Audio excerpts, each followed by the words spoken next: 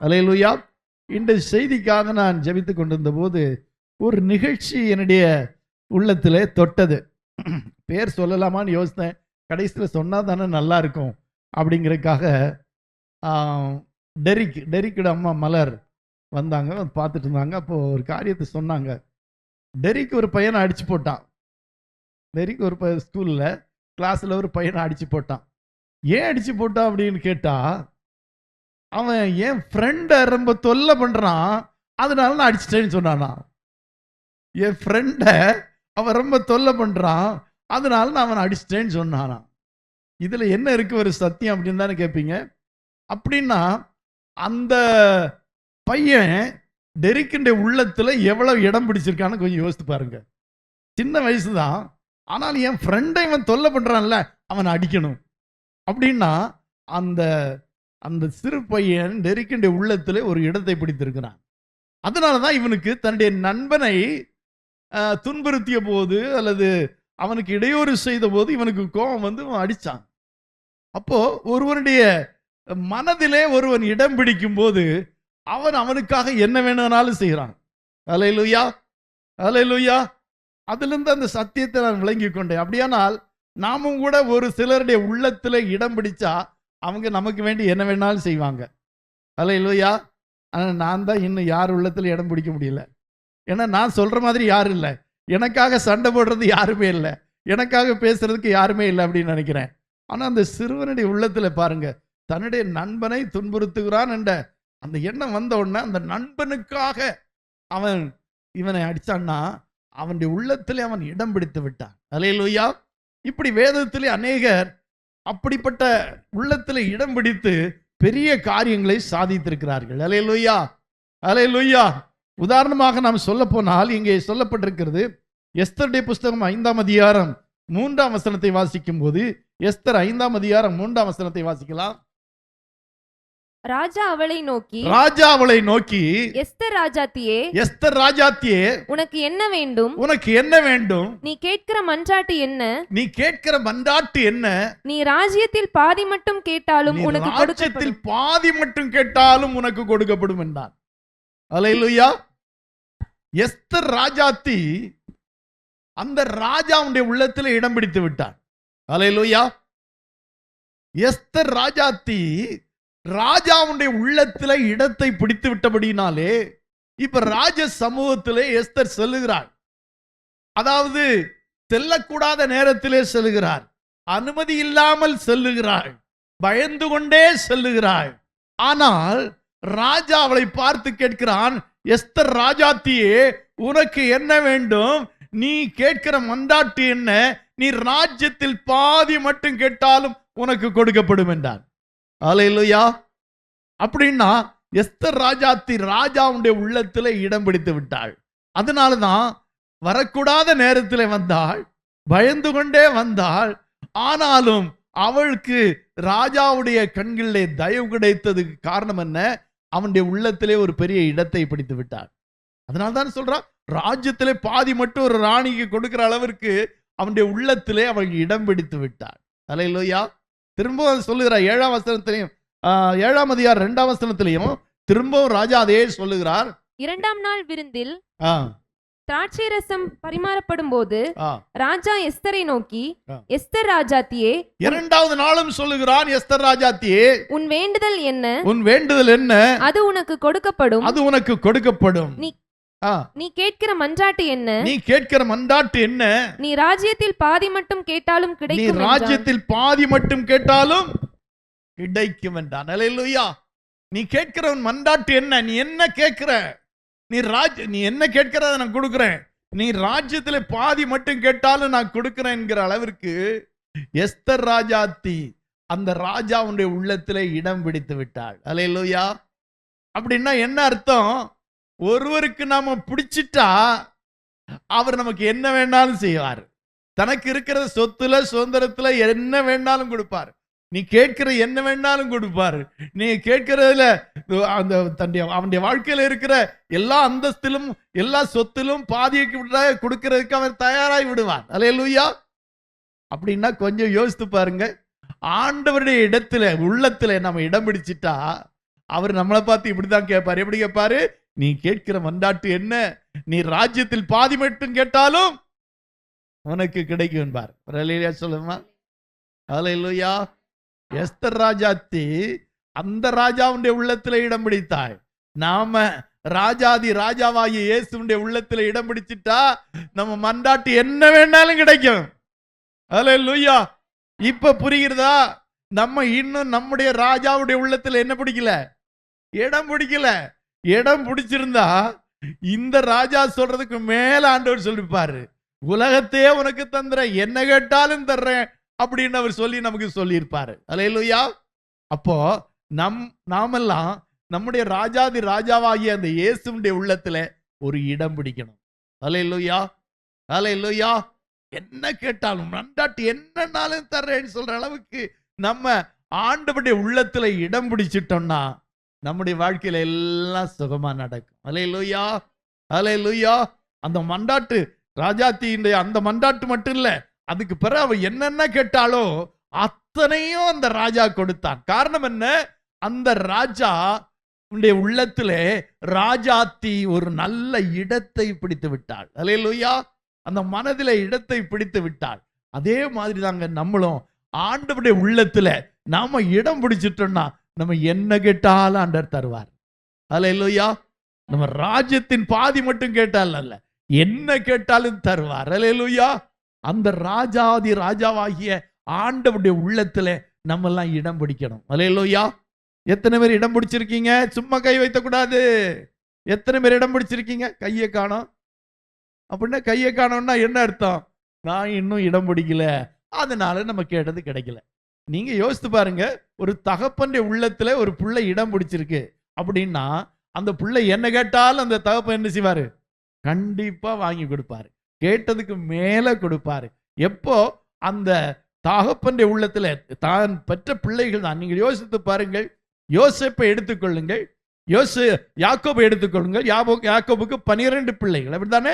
12 ஆண்களும் ஒரு பெண் குழந்தையும். அந்த 12 பேரில் அந்த யாக்கோபுடைய உள்ளத்துல யார் இடம் பிடித்தான்டா? யோசேப்பு தான் இடம் பிடித்திருந்தார். அல்லேலூயா. யோசேப்பை கடைசியாக எய்த்திலே அந்த யாக்கோபு வந்து சந்தித்த பிறகு யாக்கோபு சொல்லுகிறான், இனி நான் செத்தாலும் செய்கிறேன், நான் உன்னை பார்த்துட்டேன், உயிரோட பார்த்துட்டேன், இனி நான் செத்தாலும் சாகிறேன். அவனுக்கு எத்தனை குழந்தை இருக்காங்க? இன்னும் 11 ஆண் பிள்ளைகள் இருக்கிறாங்க. யோசேப்பை தவிர இன்னும் 11 ஆண் பிள்ளைகள் இருக்கிறாங்க. அவங்க கிட்ட எல்லாம் இந்த வார்த்தையை சொல்லல. இப்ப யோசேப்பை பார்த்த உடனே தான் சொல்றான், நான் இப்ப உன்னை உயிரோட பார்த்துட்டேன், இனி நான் செத்தாலும் பரவாயில்ல அப்படின்னு தன்னுடைய அன்பை வெளிப்படுத்துகிறான். என்றால் அந்த யோசேப்பு யாக்கோபுடைய உள்ளத்துல என்ன பிடித்திருந்தான்? ஒரு இடம் பிடித்திருந்தான். அல்லேலூயா. அல்லேலூயா. நம்மளும் அப்பாவுக்கு அம்மாவுக்கு 2 பிள்ளைகள் 3 பிள்ளைகள் இருக்கலாம். நம்ம அப்பாவுடைய உள்ளத்துல இடம் பிடிச்சிருக்கிறோமா? யோசித்து பாருங்க. நம்ம அப்பா, ஐயோப்பா இந்த பிள்ளைய பார்த்துட்டு தான் நான் சாகணும். 3 பிள்ளைகள் இருக்குன்னு வச்சுக்கோமே, 3 பிள்ளைல ஒரு பிள்ளைய பார்த்துட்டு தான் நான் சாகணும்னு அந்த அப்பா சொன்னாருன்னா அந்த அப்பா அவங்க மேல எவ்வளவு அன்பு வச்சிருக்காருன்னு அர்த்தம். அப்படித்தானே? அல்லேலூயா. அப்போ யாக்கோபு அவ்வளவு அன்பு யோசேப்பின் மேல வைத்திருந்தான். காரணம், யோசேப்பு அந்த யாக்கோபுடைய உள்ளத்துல ஒரு நல்ல இடத்தை பிடித்து விட்டான். அல்லேலூயா. அவன் மரித்து போய்விட்டான், அது ஒரு சிங்கம் அவனை கொண்டு விட்டது என்றெல்லாம் கேள்விப்பட்ட போது அவனுக்கு எவ்வளவு நாள் துக்கமா இருந்தான். யோசித்து பாருங்க. பயங்கரமான துக்கம். 11 பிள்ளைகள், இன்னும் 11 பேர்கள் இருக்கத்தான் செய்யறாங்க. ஆனாலும் இந்த ஒருவருக்காக அவனுடைய உள்ளம் ஏங்கிக் கொண்டே இருந்தது. அவனுடைய உள்ளம் அழுது கொண்டே இருந்தான் என்று வேதம் சொல்லி இருக்கிறது. காரணம் என்ன? யோசேப்பு யாக்கோபுடைய உள்ளத்திலே ஒரு நல்ல இடத்தை பிடித்து விட்டான். அல்லேலூயா. இந்த 11 பேரை காட்டிலும் அந்த ஒருவன் அந்த யாக்கோபுடைய உள்ளத்திலே, தகப்பனுடைய உள்ளத்திலே இடம் பிடித்து விட்டான். அல்லேலூயா. நம்ம எல்லாம் நம்முடைய தகப்பனுடைய உள்ளத்துல இடம் பிடிச்சிருக்கோமா? தொலைஞ்சா போகுது அப்படின்னு நினைச்சிருக்காங்களா அப்பா அம்மா எல்லாம்? எப்ப தாட்டி விட்டா போதும்னு நினைச்சிட்டு இருக்காங்களா? பொம்பளை பிள்ளைகள்லாம் எப்படி நினைக்கிறாங்க? பொம்பளை பிள்ளைகள், அப்பாவுக்கும் பொம்பளை பிள்ளைகளுக்கு ரொம்ப ரொம்ப அன்பு வரும்னு சொல்லுவாங்க. உங்களை பத்தி எப்படி எனக்கு தெரியல. ஆனாலும் நீங்க உங்க தகப்பனுடைய உள்ளத்துல ஒரு நீங்காத இடத்தை பிடிச்சிருக்கீங்களா? அல்லேலூயா. அல்லேலூயா. சில வீட்டுல அதை பாக்குறேன். பொம்பளை பிள்ளைகள் மேல அப்பா ரொம்ப அன்பு காட்டுவாங்க. சில வீட்டை பாக்குற சாதாரணமா எல்லாரும் மாதிரி இருக்கிறாங்க. ஆனா இங்க பார்க்கும்போது யோசேப்பு யாக்கோபுடைய உள்ளத்திலே ஒரு பெரிய இடத்தை பிடித்திருந்ததுனாலே அவனை பார்த்து விட்டு மரிப்பதிலே அவன் பெரும் சந்தோஷம் அடைந்தான். அல்லேலூயா, அல்லேலூயா, அல்லேலூயா. யோசேப்பு அங்கே மாத்திரமல்ல, நீங்க யோசேப்புடைய சரித்திரத்தை வாசித்து பார்த்தீங்கன்னா இங்கே சொல்லப்பட்டிருக்கு. ஆதியாகமத்தின் புஸ்தகம் 39ஆம் அதிகாரம் 39ஆம் அதிகாரம் 4ஆம் வசனத்தை வாசிக்கலாம். யோசேப்பின் இடத்தில் தயவு வைத்து அவனை தனக்கு ஊழியக்காரனும் தன் வீட்டுக்கு விசாரணை கர்த்தனுமாக்கி தனக்கு உண்டான யாவற்றையும் அவன் கையில் ஒப்புவித்தான். அடிமையா ஒரு வீட்டுக்கு போயிருக்கிறான். அடிமையா யோசேப்பு ஒரு வீட்டுக்கு போயிருக்கிறான். அந்த வீட்டுல அந்த எஜமானுடைய உள்ளத்துல அவன் இடம் பிடிச்சிட்டான். ஒரு ஸ்பெஷல் கேரக்டர், அப்படிதானே? ஒரு ஸ்பெஷல் கேரக்டர் பாருங்க. யோசேப்பிடத்தில் தயவு வைத்து அவனை தனக்கு ஊழியக்காரனும் தன் வீட்டுக்கு விசாரணைக்காரனுமாக்கி தனக்கு உண்டான யாவற்றையும் அவன் கையில் ஒப்புவித்தான். யோசித்து பாருங்க, அடிமையாய் வந்த ஒருவன் அந்த எஜமானுடைய உள்ளத்திலே இடம் பிடித்ததினாலே தன்னை வீட்டுக்கு விசாரணைக்காரன் ஆக்கினது மாத்திரமல்ல, தனக்கு உண்டான யாவற்றையும் அவன் கையில் என்ன செய்து விட்டான். காரணம் என்னவென்றால் அந்த போர்த்திபாருடைய உள்ளத்திலே அவன் இடம் பிடித்து விட்டான். அல்லேலூயா. நம்ம வேலை செய்யற இடத்துல நம்ம எஜமான்கள்கிட்ட நம்முடைய அவருடைய இருதயத்தில் இப்படி ஒரு இடம் பிடிச்சிருக்கிறோமா? எத்தனை பேருக்கு நான் வேலை செய்யற இடத்துல எனக்கு மேல இருக்கிறவங்களுக்கு என்ன ரொம்ப பிடிக்கும் அப்படின்னு சொல்லுங்க பார்க்கலாம். கொஞ்சம் பேர் இருக்காங்க, பரவாயில்ல. வா, மற்றவங்க எல்லாம் என்னாச்சு, எப்போவாது கழிக்க வேண்டி வந்தனா முதல்ல இவள் தான் கழிக்கணும்னு நினைப்பாங்க. அப்படின்னு நினைச்சிருக்காங்களா? யோசித்து பாருங்க. நம்மளை விடக்கூடாதுன்னு நினைக்கிற மேனேஜர், சூப்பர்வைசர் அல்லது எம்டி எத்தனை பேர் இருப்பாங்க? கொஞ்சம் யோசித்து பாருங்களேன். அல்லேலூயா, அல்லேலூயா. எனக்கு 58 வயதா இருக்கும்போது நான் போய் பேப்பருக்கு போட்டேன், சார் நான் வாலண்டரி ரிட்டையர்மெண்ட் போறேன் அப்படின்னு சொல்லி பேப்பர் போட்டேன். 2 வருஷம் தான் இருந்து, பரவாயில்ல, ரொம்ப நெருக்கம், அலைய முடியல. ஆகவே ரெசிக்னேஷன் கொடுக்கறதாக வாலண்டரி ரிட்டையர்மெண்ட் போட்டேன். போட்ட உடனே அந்த ஆஃபீஸர் கூப்பிட்டு கேட்டார், என்ன உனக்கு என்ன பிரச்சனை, நல்லா தானே இருக்கிற, ஏன் இன்னும் 2 வருஷம் தானே, 2 வருஷம் போனால் முழு பென்ஷன் கிடைக்கலாம், பென்ஷன் இவ்வளவு கிடைக்குமே, ஏன் இப்போ போகணும்னு நினைக்கிறேன். நான் சொன்னேன், எனக்கு வெளியே ரொம்ப வேலை சார், எனக்கு ரொம்ப வெளியே அலைய வேண்டி இருக்குதெல்லாம் இருக்குது, அதையும் என்னால் பார்க்க முடியல அப்படின்னு சொன்னேன். இப்போ அவர் சொன்னார், நீ இன்னும் 2 வருஷம் இங்கே தான் இருக்க போற, நானும் இங்கே தான் இருக்க போறேன், நீ காலையில் வர்ற, கையெழுத்து போடுற, உன்னுடைய வேலையை மற்றவங்களுக்கு கொடுத்துட்டு நீ போயிட்டே அப்படின்னு சொன்னார். அல்லேலூயா. நீ ரிட்டையர்மெண்ட் போக வேண்டாம், 2 வருஷம் நீ வந்து கையெழுத்து போட்டு என்னென்ன வேலை செய்யணும் அதை மட்டும் கவனிச்சுட்டு நீ போயிட்டே இரு அப்படின்னு சொன்னார். காரணம் என்னை விட அவருக்கு மனசு இல்லை. அல்லேலூயா. அவங்கள அப்படி சொல்லுவாங்களா? இன்னும் 2 வருஷத்துக்கு முன்னாடியே போயிருன்னு சொல்லுவாங்களா? யோசித்து பாருங்களேன். ஒருவருடைய மனதில் இடம் பிடிக்கணும். நம்ம அந்த இடத்துல ஒரு இடத்துல வேலை செய்யற இடமா இருக்கலாம், அல்ல குடும்பத்திலே ஆயிருக்கலாம், ஒரு நல்ல மனதில் ஒரு நல்ல இடத்தை பிடிச்சிட்டோம்னா அவங்களால விடவே முடியாது. அல்லேலூயா. போர்த்திபார் அங்கே மாத்திரமல்ல, கீழே வாசிக்கிறோம் அல்லவா, 39ஆம் அதிகாரம் 6ஆம் வசனத்தை வாசிக்கலாம்.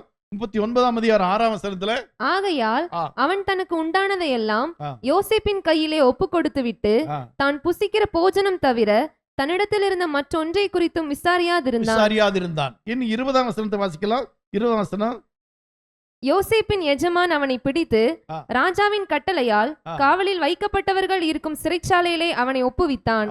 அந்த சிறைச்சாலையில் அவன் இருந்தான். கர்த்தரோ யோசேப்போட இருந்து அவன் மேல் கிருபை வைத்து சிறைச்சாலை தலைவனுடைய தயவு அவனுக்கு கிடைக்கும்படி செய்தார். சிறைச்சாலை தலைவன் சிறைச்சாலையில் வைக்கப்பட்ட சிறைச்சாலையில் வைக்கப்பட்ட யாவரையும் யோசேப்பின் கையிலே ஒப்புவித்தான். அங்கே அவர்கள் செய்வதெல்லாவற்றையும் யோசேப்பு ஒரு அலையில சொல்லுமா, போர்த்திபார் வீட்டிலிருந்து அவன் எங்க போக வேண்டியதாயிடுச்சு? சிறைச்சாலைக்கு போக வேண்டிய. ஏன் போச்சு? அதுவும் ஒரு காரணம் தான். அவன் போர்த்திபாரி மனைவியிலே உள்ளத்திலும் இடம் பெற்றுட்டான்.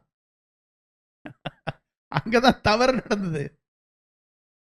எஜமானுடைய உள்ளத்துல இடம் பெற்றது சரி, இவனுடைய தோற்றம் இவனுடைய எல்லாமே என்ன செய்யும், போர்த்திபாரிய மனதிலேயும் ஒரு இடம் பிடிச்சிருச்சு. அதுதான் பெரிய பிரச்சனையாய் போச்சு. இப்ப அவன் எங்க போயிட்டான்? அல்லேலூயா, அல்லேலூயா. சிறைச்சாலைக்கு போனான். இப்ப சிறைச்சாலை அதிகாரி என்ன செய்யறான் பாருங்க. சிறைச்சாலை தலைவன் சிறைச்சாலையில் வைக்கப்பட்ட யாவரையும் யோசேப்பின் கையில் ஒப்புவித்தான். அங்கே அவர்கள் செய்வதெல்லாவற்றையும் யோசேப்பு. அப்படின்னா அந்த சிறைச்சாலை தலைவனுடைய உள்ளத்தில் இடம் பெற்று விட்டான். அவனுடைய உள்ளத்தை ஆட்கொண்டு விட்டான்.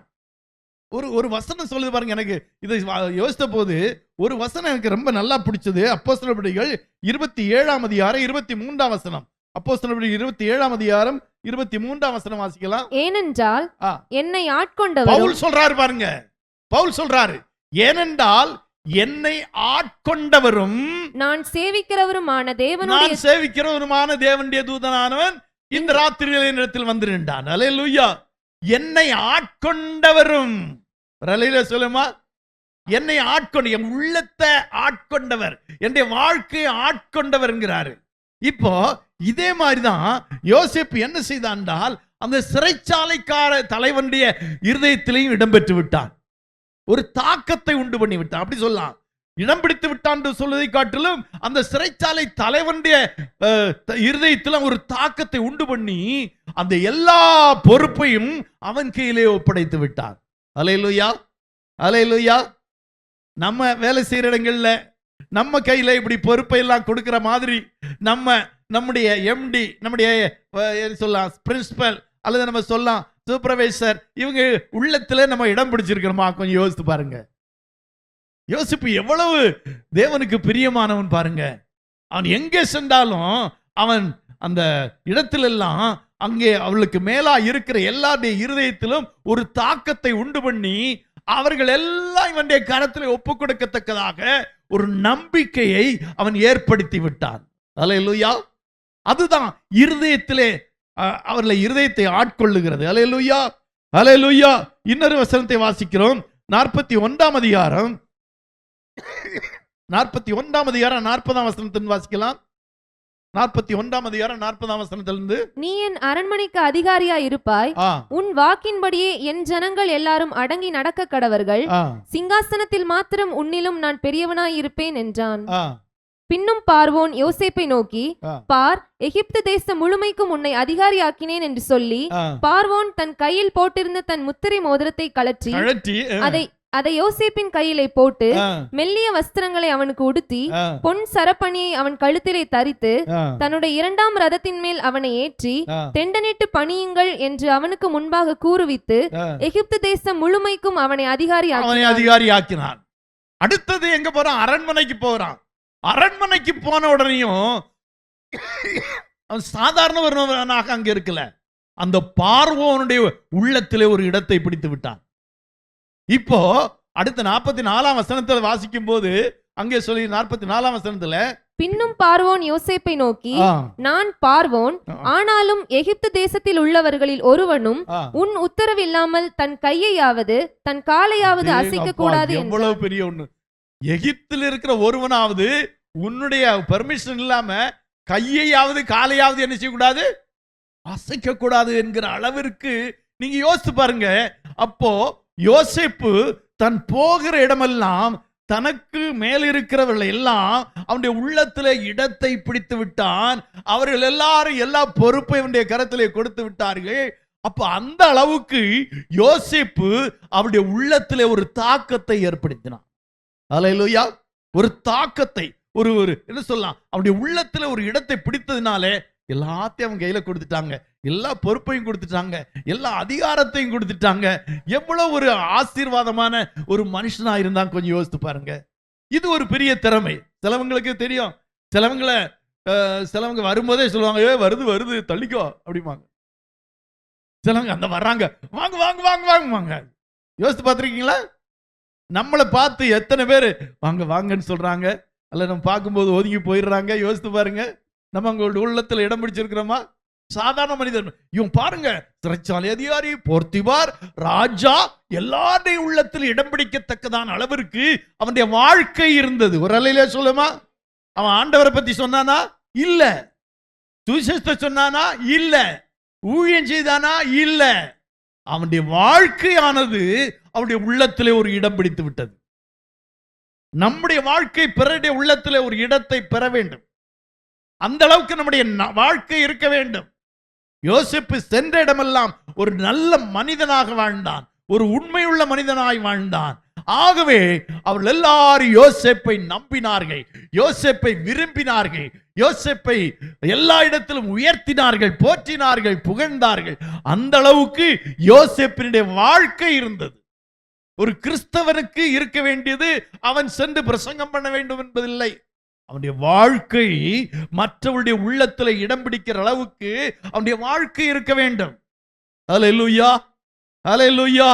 நம்முடைய வாழ்க்கை எத்தனை பேருக்கு அப்படி ஒரு தாக்கத்தை உண்டு பண்ணி இருக்கிறது? கொஞ்சம் யோசித்து பாருங்களேன். நம்முடைய பக்கத்து வீட்டுக்காரங்களுக்கு நம்முடைய வாழ்க்கை ஒரு தாக்கத்தை உண்டாக்கி இருக்கிறதா? நாம் வேலை செய்கிற இடத்துல அப்படி ஒரு தாக்கத்தை உண்டு பண்ணி இருக்கிறோமா? யோசித்து பாருங்களேன், நம்முடைய வாழ்க்கை எப்படி ஆயிருக்கிறது. ஹல்லேலூயா. தானியேலை குறித்து பார்க்கிறோம். தானியேல் புஸ்தகம் 2ஆம் அதிகாரம் 47ஆம் வசனத்தை வாசிக்கும் போது, தானியேல் 2ஆம் அதிகாரம் 47ஆம் வசனம். ராஜா தானியேலை நோக்கி, நீ இந்த மறைபொருளை வெளிப்படுத்தினபடியால் மெய்யாய் உங்கள் தேவனே தேவர்களுக்கு தேவனும் ராஜாக்களுக்கு ஆண்டவரும் மறைபொருட்களை வெளிப்படுத்துகிறவருமாய் இருக்கிறார் என்றார். பின்பு ராஜா தானியேலை பெரியவனாக்கி அவனுக்கு அநேகம் சிறந்த வெகுமதிகளை கொடுத்து அவனை பாபிலோன் மாகாணம் முழுதுக்கும் அதிபதியாகவும் பாபிலோனில் உள்ள சகல ஞானிகளின் மேலும் பிரதான அதிகாரியாகவும் நியமித்தான். அடுத்த வசனம் ரொம்ப முக்கியமான வசனம். தானியேல் ராஜாவை வேண்டிக் கொண்டதின் பேரில் அவன் சாத்ராக்கையும் மேஷாக்கையும் ஆபேத் நேகோவையும் பாபிலோன் மாகாணத்து காரியங்களை விசாரிக்கும்படி வைத்தான். தானியேலோ வென்றால் ராஜாவின் கொலு மண்டபத்தில் இருந்தான். ராஜாவின் கொலு மண்டபத்தில் இருந்தான். ஹல்லேலூயா, ஹல்லேலூயா. தானியேல் என்ன ரெக்கமெண்டேஷன் பண்ணானோ ராஜா கிட்ட அதெல்லாம் நடக்குது. ஹல்லேலூயா சொல்லுமா? ஹல்லேலூயா. நம்ம ரெக்கமெண்டேஷன்ல என்ன நடக்கும் யோசித்து பாருங்களேன். நம்ம யாருக்கு ரெக்கமெண்டேஷன் பண்ணுவோம் யோசித்து பாருங்க. இப்போ தானியேல் எங்கு சென்றால், இது தானியேல் நேபுகாத்நேச்சார். தானியேலை பொறுத்த வரையிலையும் 4 ராஜாக்கள் அரசாளும் போது தானியேல் அந்த பாபிலோன்ல இருந்தான். அந்த 4 ராஜாக்கள் ஆளும் போதும் இந்த தானியேல் அவருடைய உள்ளத்துல இடம் பிடித்திருந்தான். ஹல்லேலூயா. இப்ப நம்ம பார்த்தது நேபுகாத்நேச்சார். ஆனா இங்க பாருங்க 5ஆம் அதிகாரத்துல 29ஆம் வசனத்தை வாசிக்கலாம். 5ஆம் அதிகாரம் 29ஆம் வசனத்துல, அப்பொழுது பெல்ஷாத்சார் தானியேலுக்கு இரத்தாம்பரத்தையும். அடுத்த ராஜா வர்றாரு. அடுத்த ராஜா யாரு? பெல்ஷாத்சார் வர்றாரு. அவரு தானியேலுக்கு இரத்தாம்பரத்தையும் அவனுடைய கழுத்தில் பொல் பணியையும் தரிப்பிக்கவும் ராஜ்யத்திலே அவன் 3ஆம் அதிகாரியாய் இருப்பவன் என்று அவனை குறித்து பறைமுறையிடவும் கட்டளையிட்டான். அடுத்த ராஜா முதல்ல நேபுகாத்நேச்சார் ஆளும் போதும் தானியேல் அவனுடைய உள்ளத்திலே ஒரு இடம் பிடித்து விட்டான். காரணம் என்ன? தானியேலுடைய வாழ்க்கை வேற ஒன்று இல்ல. தானியேல் ஒண்ணு அங்க பிரசங்கம் பண்ணவே இல்லை. ராஜாவுக்கு சத்தியத்தை சொல்லல. நாங்க ஆராதிக்கிற தேவன் பெரியவர் சொல்லல. அதெல்லாம் சொல்லல. தானியேலுடைய வாழ்க்கை இப்பொழுது பெல்ஷாத்சார் என்கிறதான அந்த ராஜாவுடைய உள்ளத்திலும் ஒரு பெரிய மாற்றத்தை உண்டு பண்ணி அவன் தானியேலுக்கு இரத்தாம்பரத்தை அணிகிறான், கழுத்திலே பொற்சரப்பணியை அணிகிறான், ராஜ்யத்திலே அவன் 3ஆம் அதிகாரியா இருப்பான் என்று அவனை குறித்து பறைமுறையிடவும் என்ன செய்கிறான்? கட்டளையிடுகிறான். அந்த அளவுக்கு இந்த ராஜாவுடைய வாழ்க்கையிலும் அவன் இடம் பிடித்து விட்டான். ஹல்லேலூயா. 5ஆம் அதிகாரம் 31ஆம் வசனத்தை வாசிக்கலாம். அதே அதிகாரம் 31ஆம் வசனம். மேதியனாகிய தரியு தன் 62ஆம் வயதில் ராஜ்யத்தை கட்டிக்கொண்டான். 6ஆம் அதிகாரம் 16ஆம் வசனம் வாசிக்கலாம். அப்பொழுது ராஜா கட்டளையிட 6:16 அவர்கள் தானியேலை கொண்டு வந்து அவனை சிங்கங்களின் கெபியிலே போட்டார்கள். ராஜா தானியேலை நோக்கி, நீ இடைவிடாமல் ஆராதிக்கிற உன் தேவன் உன்னை தப்புவிப்பார் என்றான். இங்க பாருங்க, தானியேலை சிங்க கெபியிலே போட வேண்டிய சூழ்நிலை. அவன் மேல ஒரு குற்றத்தை கண்டுபிடித்தார்கள். என்ன குற்றம் கண்டுபிடித்தார்கள்? தானியேல் ஜெபம் பண்ணுகிறான். வேற ஒண்ணுதலையும் குற்றம் கண்டுபிடிக்க முடியல. வேதம் அங்கே சொல்லி இருக்குது, 120 பேரு இவனுடைய குற்றத்தை கண்டுபிடிக்க தேடினாங்களாம். ஏன்னா 120 அதிகாரிகளை நியமித்தான். அந்த அதிகாரிகள் எல்லாம் இவன் அவர்களுக்கு அதிகாரியா வர விரும்பவில்லை. அப்போ அவங்க எல்லாரும் சேர்ந்து இவன் மேல குற்றம் கண்டுபிடிக்க பார்த்தாங்க. ஆனா ஒரு குற்றத்தை கூட கண்டுபிடிக்க முடியல. எத்தனை பேரு? 120 பேர். ஹல்லேலூயா. 120 பேர் தேடியும் ஒரு குற்றத்தையும் கண்டுபிடிக்கவே முடியல. ஹல்லேலூயா. ஆனாலும் அவனை ஜெபம் பண்றாங்கிற ஒரு குற்றத்தை கண்டுபிடிச்சிட்டாங்க. ஏன்னா ராஜாவை தவிர வேற யாரையும் செய்யக்கூடாது, வணங்கக்கூடாது என்று ஒரு சட்டம் இருக்கிறது. அப்ப தானியேல் வேறொரு ராஜாவை அல்லது வேறு கடவுளை வணங்குகிறான் என்று கேள்விப்பட்ட போது அந்த தானியேலை கொண்டு சிங்க கபியில போட்டான். ராஜா எவ்வளோ முயற்சி செய்து பார்த்தான். தானியேலை சிங்க கபியில போடக்கூடாது என்பதற்காக முயற்சி செய்து பார்த்தான். ஆனா முடியல. கடைசியில சிங்க கபியில போட வேண்டியதாயிருச்சு. போட்டுட்டு ராஜா சொல்றான் பாருங்க, நீ இடைவிடாமல் ஆராதிக்கிற உன் தேவன் உன்னை தப்புவிப்பார். யாருங்க சொல்றா? புறஜாதி ராஜா சொல்றா. சிங்க கபில போடணும். தன் ராஜா ஒரு முத்திரை மோதிரத்தை வைத்து ஒரு சட்டத்தை பிறப்பித்திருக்கிறான். அந்த சட்டத்தின்படியாக தானியேல் குற்றவாளி ஆகிவிட்டான். அந்த தானியேலை சிங்க கபில போட்டுதான் ஆகணும், வேற வழியே இல்ல. சட்டத்துக்கு புறம்பாய் ராஜா செயல்பட முடியாது. இப்ப தானியேலை கொண்டு சிங்க கபில போட்டுட்டு அந்த ராஜா சொல்றாரு, நீ இடைவிடாமல் ஆராதிக்கிற உன் தேவன் உன்னை தப்புவிப்பார். அப்ப ராஜாவுக்கு தெரிஞ்சிருக்குது, நீ அவன் இடைவிடாமல் ஒரு தேவனை ஆராதிக்கிறான். அல்லேலூயா. அவன் இடைவிடாமல் தேவனை ஆராதிக்கிறவன் என்று ராஜாவுக்கு தெரிஞ்சது. அல்லேலூயா.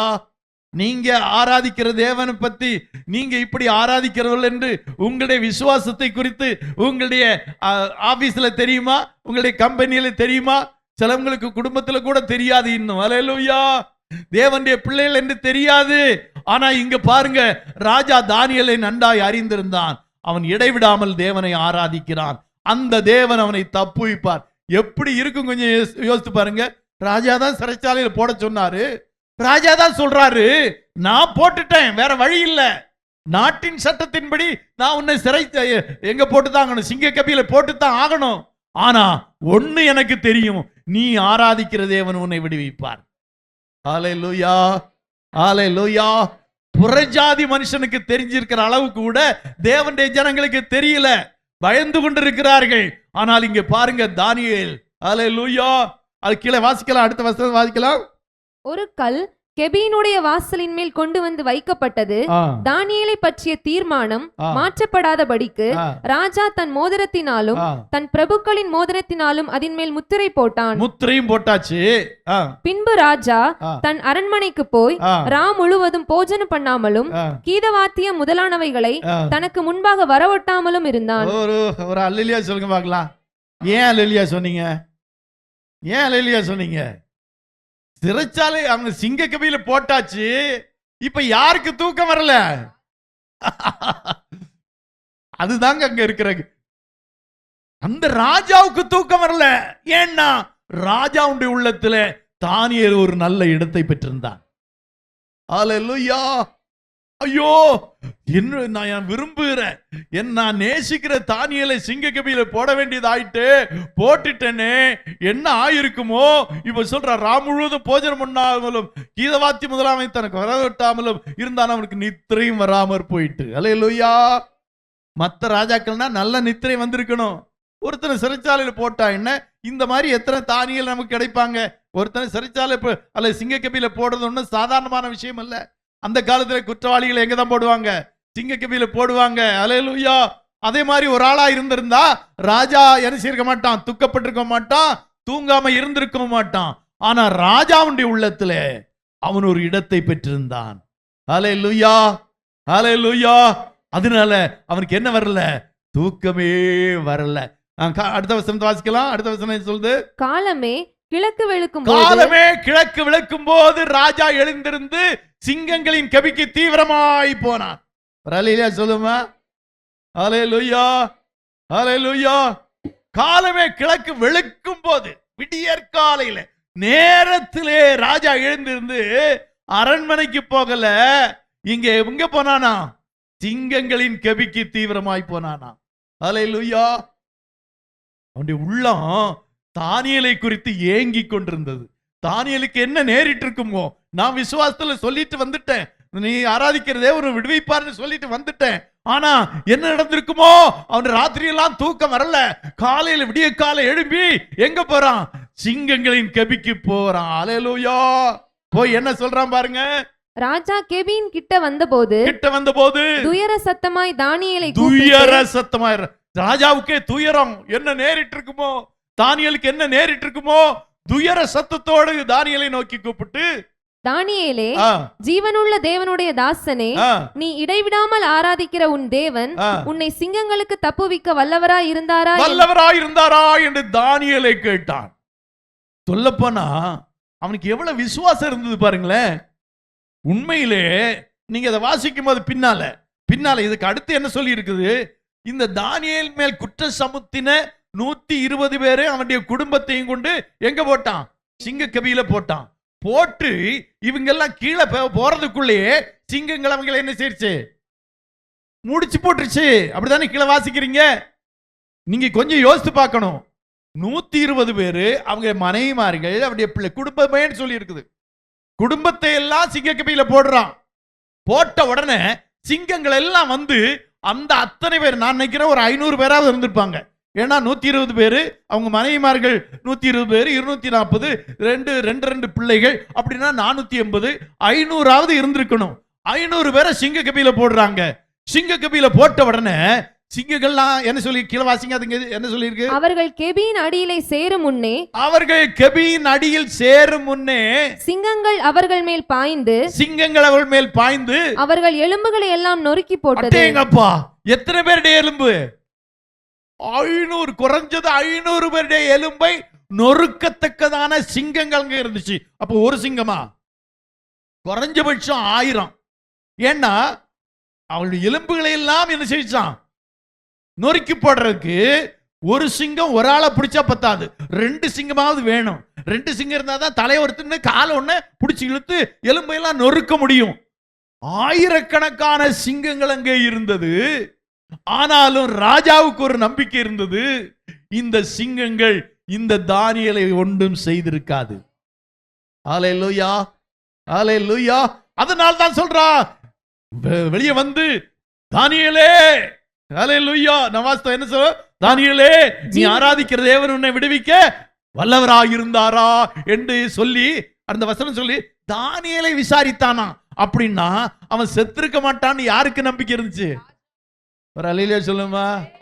நம்மெல்லாம் நம்மெல்லாம் இல்ல, சில கிறிஸ்தவத்தில் ஒரு வழக்கம் இருக்குது. அடக்கம் பண்ணவங்கிட்ட போய் அடுத்த நாள் போய் அங்க போய் அந்த கல்லறையில எல்லாம் சுத்தம் பண்ணி எடுத்து அங்க எல்லாம் வச்சு என்ன செய்வாங்க, ஒரு புதுசா கும்பிடுவாங்க. அல்லேலூயா. அவர் உயிரோட எழுந்திருப்பாரு நம்பிக்கை இல்லையா, செத்து மண்ணோட மண்ணாய் போயிருப்பாருங்கிற நம்பிக்கையில் தான் போறாங்க. அல்லேலூயா. ஆனா இங்க ராஜா என்ன நம்பிக்கையில வந்தான், அந்த சிங்கங்களுக்கு தப்புவிக்க வல்லவராயிருந்தாரா என்று தானியேலை கேட்டான். எந்த தானியேலை கேட்டான்? குறைஞ்சபட்சம் 1000 சிங்கங்கள் இருக்கிற குகையிலே போடப்பட்ட தானியேலை பார்த்து கேட்கிறான், தப்புவிக்க வல்லவராயிருந்தாரா என்று கேட்கிறான். அப்படின்னா ராஜாவுக்கு என்ன இருக்குது? தானியேலின் நம்பிக்கையை பற்றி ராஜாவுக்கு ஒரு நம்பிக்கை இருந்தது. இவன் ஆராதிக்கிற தேவன் உண்மையுள்ள தேவன், இந்த சிங்கங்கள் ஒன்று அவனை சேதப்படுத்தாது. ஹல்லேலூயா. இப்ப நாங்க சொல்ல விரும்புற பாயிண்ட் என்ன, அவனுக்கு மனசுக்கு கேட்கல, ஆனா சட்டத்துக்கு ராஜா கீழ்ப்படிஞ்சுதான் ஆகணும் அப்படின்னு சிங்கக்கபியில போட்டா. ஆனாலும் அவனுக்கு ஒரு நம்பிக்கை இருந்தது. அவன் விடிய காலையில எழும்பி அவன் வந்து அந்த குகையின் வாசல்ல நின்று என்ன செய்கிறான், கூப்பிடுகிறான். அல்லேலூயா, அல்லேலூயா. நம்மெல்லாம் சத்தா கல்லறையில வந்து யாராவது நீ உயிரோடு போயிட்டியா, எழுந்து வர்றியா, இன்னைக்கு வர்றியான்னு கேட்போமா? நீ உயிரோடு இருக்கியான்னு கேட்போமா? இல்ல, செத்து நேத்து இன்னைக்கு அரிச்சிருக்குமோ, என்னது கரையான அரிச்சிருக்குமோ அப்படின்னு நினைச்சிட்டு தான் வருவோம். ஆனா இங்க பாருங்க, ராஜா வந்து கேட்கிற. அப்படின்னா இதுல என்ன நான் சொல்ல விரும்புற ஒரு காரியத்தை நீங்க நல்லா புரிஞ்சுக்கணும். தானியேல் அந்த ராஜாவுடைய உள்ளத்துல ஒரு தாக்கத்தை ஏற்படுத்தி இருந்தான். அவனுடைய வாழ்க்கை, அவனுடைய செயல்முறை, அவனுடைய நடைமுறைகள், அவனுடைய பேச்சுக்கள் எல்லாம் ராஜாவுடைய உள்ளத்துல இந்த ஒரு நம்பிக்கையை கொடுத்திருந்தது. அல்லேலூயா. நம்முடைய வாழ்க்கை, நாம் வேலை செய்கிற இடத்துல அல்லது மற்ற இடங்கள்ல மற்ற மனிதனுடைய உள்ளத்துல இப்படி ஒரு தாக்கத்தை உண்டு பண்ணணும். அல்லேலூயா. நம்ம கவலையா இருந்தா கூட அந்த மேனேஜர், அந்த சூப்பர்வைசர் வந்து சொல்லணும், நீ ஏன் கவலைப்படுற, நீ கும்பிடுற கடவுள் தான் உன்னை கைவிடாத, நீ ஏன் எப்படி இருக்கு. சில நேரம் அப்படி சொல்லியிருக்காங்க. சில நேரம் நம்ம வேலை செய்யற இடத்துல சொல்லியிருக்காங்களே, ஏன் இப்படி இருக்கு, நீ தான் சர்ச்சுக்கு போய் ஜெபம் பண்ணா சரியா போயிருமே, நீ ஏன் இப்படி இருக்கிறன்னு கேட்டிருக்காங்கல்ல. அல்லேலூயா.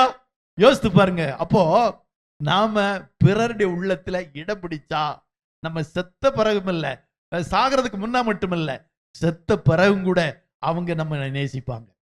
அல்லேலூயா, அல்லேலூயா. ராஜா அந்த விதமாய் கூப்பிடுகிறான். அல்லேலூயா. இன்னொரு வசனத்தை வாசிக்கலாம். அல்லேலூயா. அடுத்த வசனத்தை வாசிக்க 20ஆம் வசனம்.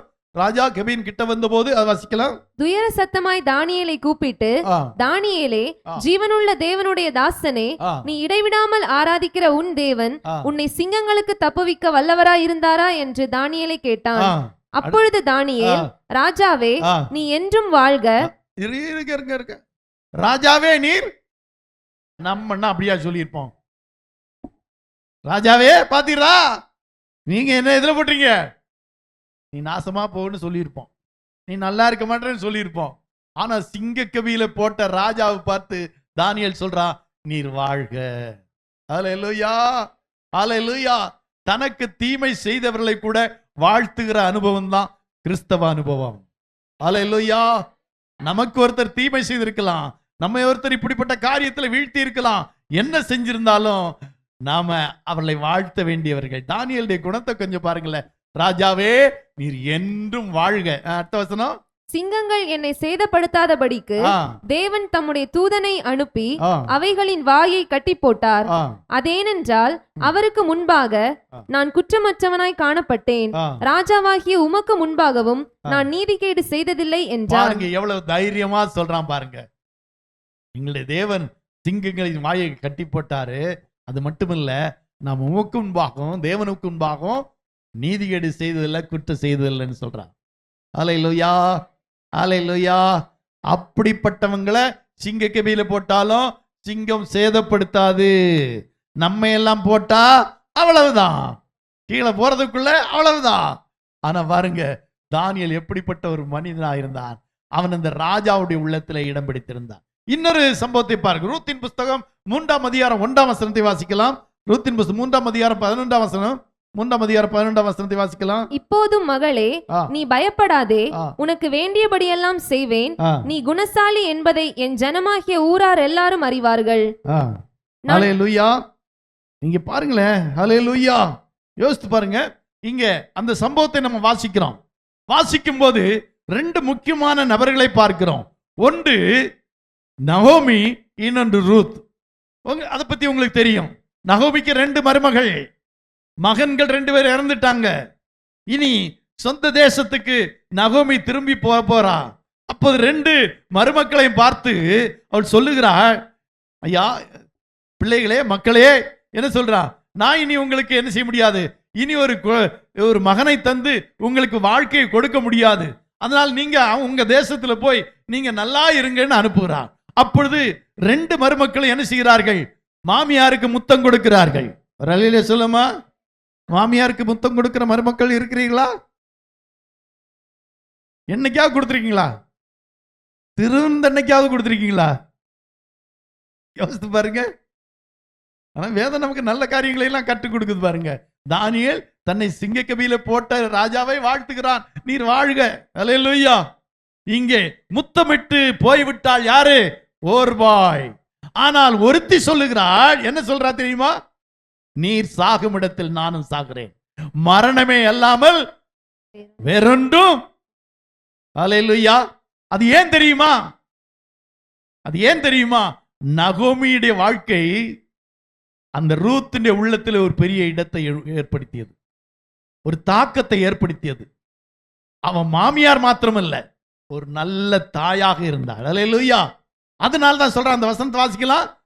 இது சொல்லப்பட்டிருக்குது, நீ சாகும் இடத்தில் நான் சாவேன். அந்த வசனத்தை வாசிக்கலாம். நீ மரணமடையும் இடத்தில் நானும் மரணமடைந்து, நீர் மரணமடையும் இடத்தில் நானும் மரணமடைந்து அங்கே அடக்கம் பண்ணப்படுவேன், அங்கே அடக்கம் பண்ணப்படுவேன். மரணமே அல்லாமல், மரணமே அல்லாமல் வேறொன்றும் உம்மை விட்டு என்னை பிரித்தால், வேறொன்றும் உம்மை விட்டு என்னை பிரித்தால், உம்மை விட்டு என்னை பிரித்தால் கர்த்தர் அதற்கு சரியாகவும், கர்த்தர் அதற்கு சரியாகவும் அதற்கு அதிகமாகவும் எனக்கு செய்ய கடவர் என்றார். ஹல்லேலூயா, ஹல்லேலூயா.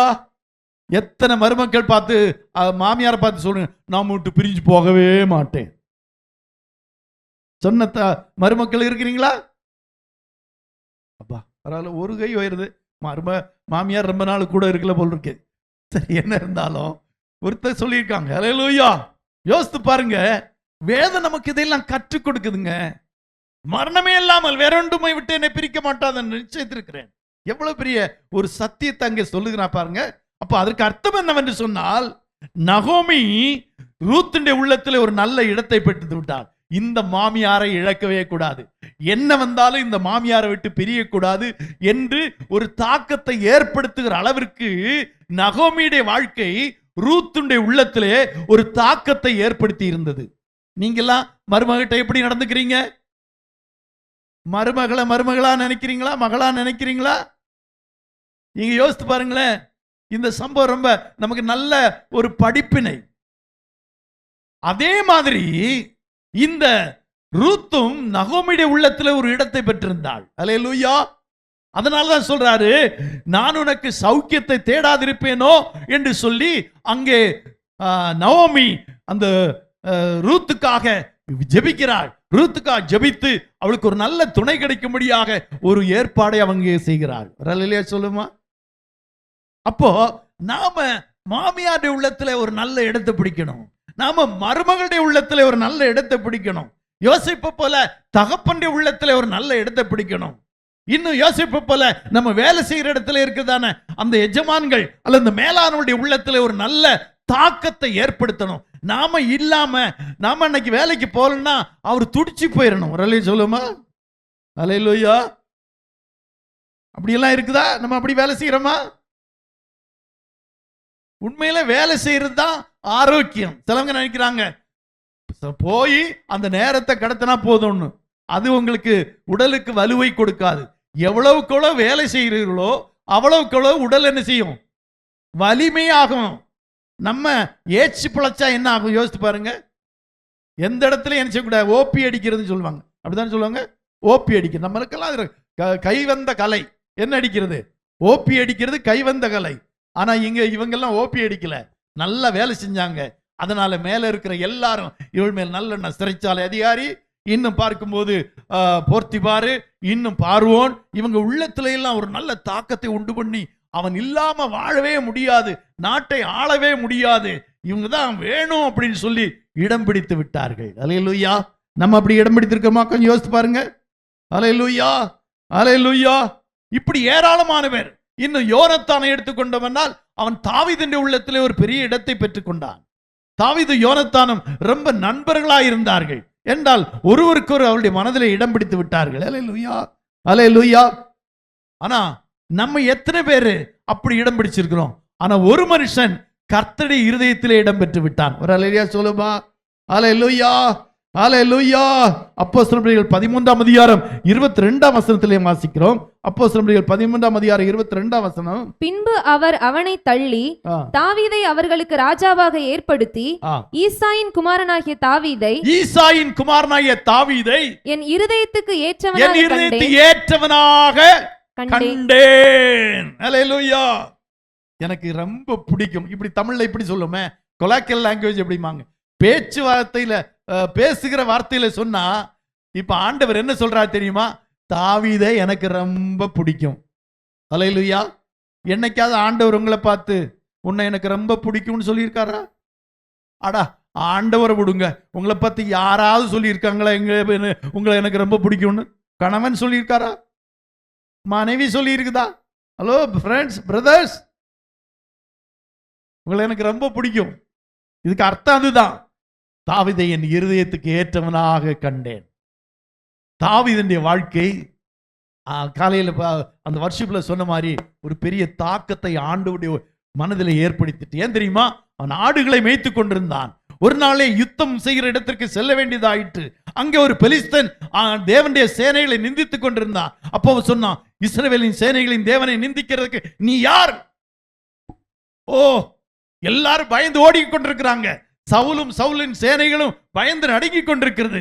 ஆடுகளை மேய்த்துக் கொண்டிருந்த தாவீது இப்போது எழும்பி நிற்கிறான். சிறுவன், மிக சிறுவன். அவனோ 10 அடி உயரம், இவனோ ஒரு சிறு பையன். அவன் சொல்றான், இந்த பெலிஸ்தன் அந்த நான் ஒரு நாள் ஒரு கரடியை கொண்டேனே, சிங்கத்தை கொண்டேனே, அதே போல இவனும் இருப்பான், நான் போய் இவன் தலையை வீழ்த்துகிறேன் என்று புறப்படுகிறான். ஆண்டவருக்கு அது ரொம்ப பிடிச்சிருச்சு. ஆண்டவருடைய உள்ளத்தில் ஒரு தாக்கத்தை உண்டு பண்ணிட்டு, இதோ நான் ராஜாவாக ஏற்படுத்தின சவுலும் அவனுடைய சேனைகளும் பயந்து நடுங்கிக் கொண்டிருக்க, இந்த சிறுவன் ஆடுகளை மேய்த்துக் கொண்டிருந்த இந்த தாவீது என்னுடைய நாமத்திற்காக இந்த கோலியாத்தை சென்று வீழ்த்துவேன் என்று அவன் கங்கணம் கட்டி கொண்டு நிற்கிறானே, அதை பார்த்த உடனே தாவீதுக்கு ஆண்டவருடைய உள்ளத்திலே ஒரு பெரிய இடம் கிடைச்சிருச்சு. அல்லேலூயா. அல்லேலூயா. நம்ம யாரெல்லாம் கர்த்தருடைய நாமத்திற்காக வைராக்கியமா இருக்கிறோமோ அந்த வைராக்கியத்தை பார்க்கும் போது ஆண்டவருடைய உள்ளத்திலே இடம் பிடிக்கிறோம். அல்லேலூயா. ஹல்லேலூயா. ஆண்டவருடைய உள்ளத்திலே நம்ம இடம் பிடிக்கிறோம். நம்ம கர்த்தருக்காய் பாராட்டுகிற வைராக்கியம் அதுதான். நீ யோசேப்பை ஆண்டவர் நம்ம பார்க்கிறோம், தாவீது ஆண்டவருடைய ஆடுகளை மேய்த்துக் கொண்டிருக்கும் ராஜாவாய் மாற்ற காரணம் என்ன தெரியுமா? அவன் ஆடுகளை மேய்த்துக் கொண்டிருக்கும் போது அவன் கர்த்தருக்காய் வைராக்கியம் உள்ளவனாய் மாறினான். ஹல்லேலூயா. இவன் இஸ்ரவேலின் சேனைகளின் தேவனை நிந்தித்தானே, இவனுடைய தலையை நான் வாங்குவேன், இவன் இந்த இஸ்ரவேலின் சேனைகளுக்கு ஏற்படுத்தின இந்த நிந்தையை நான் அகற்றுவேன், நான் போவேன். சவுலின் சேனையெல்லாம் நடுங்கிக் கொண்டிருக்கிறது, பயந்து ஓடிக்கொண்டிருக்கிறது.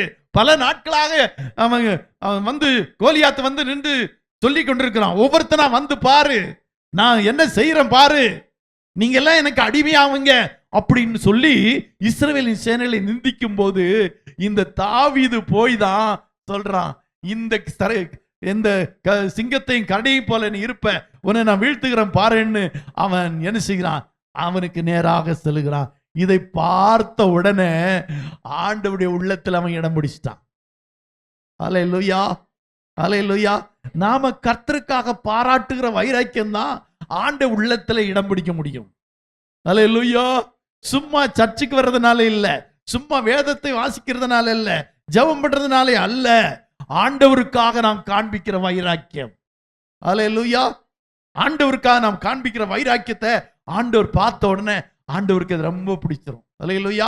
அதான் நான் சொன்னேன், டெரிக்குடைய ஃப்ரெண்ட அவன் திட்டுனா அல்லது அவனை நினைச்சுதான் இப்படிங்கிற ஒண்ணு அவனுக்கு ஒரு உள்ளத்துல அப்படி ஒரு வந்துருச்சு பாருங்க. அதே மாதிரி தான் நாம ஆண்டவருக்காக வைராக்கியம் பாராட்டும் போது ஆண்டவருடைய உள்ளத்துல இடம் பிடிச்சிருவோம். ஹல்லேலூயா, ஹல்லேலூயா. அருமையான தேவனுடைய பிள்ளையில நாம ஆண்டவருடைய உள்ளத்துல இடம் பிடிக்கணும். ஹல்லேலூயா, ஹல்லேலூயா. ராஜாவுடைய மனதிலே இடம் பிடித்தவளுக்கு ராஜ்யத்தில் பாதிப்பட்டு கொடுக்கிறேன், நீ என்ன கேட்டாலும் கொடுக்கிறேங்கிறாரு. அப்ப ராஜாதி ராஜாவாகிய இயேசுவுடைய உள்ளத்துல இடம் பிடிச்சிட்டா அவர் நமக்கு எல்லாவற்றையும் கொடுப்பார்.